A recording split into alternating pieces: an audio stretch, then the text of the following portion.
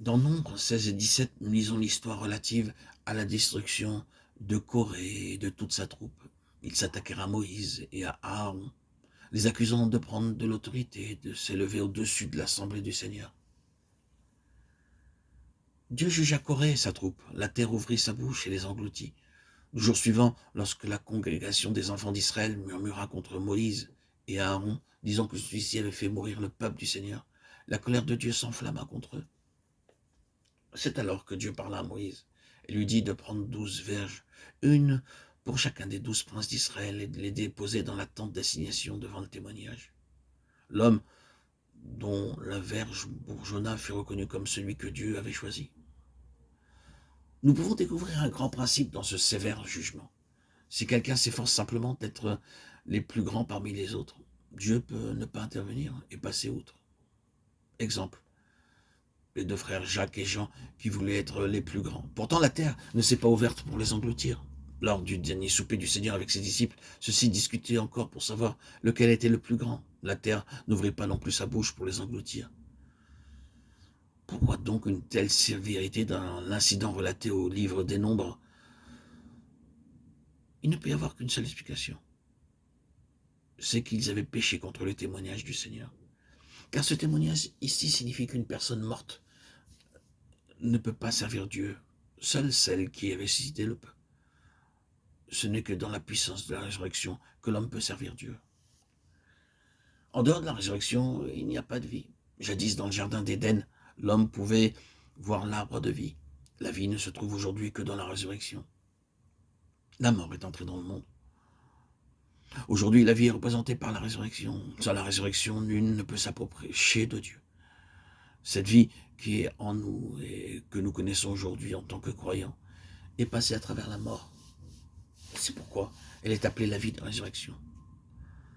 Combien merveilleuse est la parole de l'Apocalypse. J'étais mort et voici je suis vivant au siècle des siècles. Apocalypse 1, 18.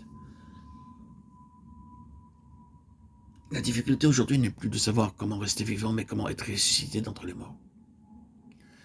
À l'image du Seigneur se tenant maintenant sur le terrain de la résurrection, nous devons aussi nous maintenir sur cette même base. Seul ceux qui se maintiennent sur la base de la résurrection peuvent venir devant Dieu, et rien d'autre.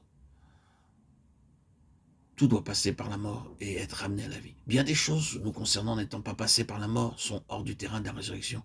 Notre éloquence naturelle, nos pensées, notre habileté, notre force, notre intelligence.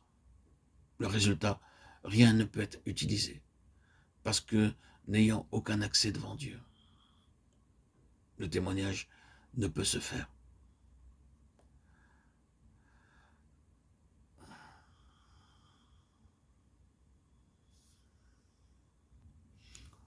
Puisque, tout simplement, le peuple de Dieu a péché contre Dieu. Et tout ce qui touche au caractère de Dieu, ou à ses voies, ou à sa volonté, touche à son témoignage. Alors que Dieu veut que son caractère soit manifesté de manière absolue, le peuple pêche à l'égard de Dieu. Il pêche contre son témoignage. Car tout ce qui n'est pas représentatif de son caractère pêche contre Dieu. Lorsque le témoignage de Dieu est impliqué, il ne perdra de vue aucune situation. Tout ce qui le blâme ou le représente faussement sera immédiatement traité, étant donné que cela affecte son caractère, le caractère de Dieu, la position et même ce qu'il est en lui-même. Ils tentèrent Dieu dans leur cœur en demandant de la nourriture selon leurs désirs. Ils parlèrent contre Dieu et ils dirent, Dieu pourrait-il dresser une table dans le désert? Psaume 18, 18, 19. C'est avec de tels agissements que le caractère même de Dieu a été outragé. Son témoignage n'a pas été honoré.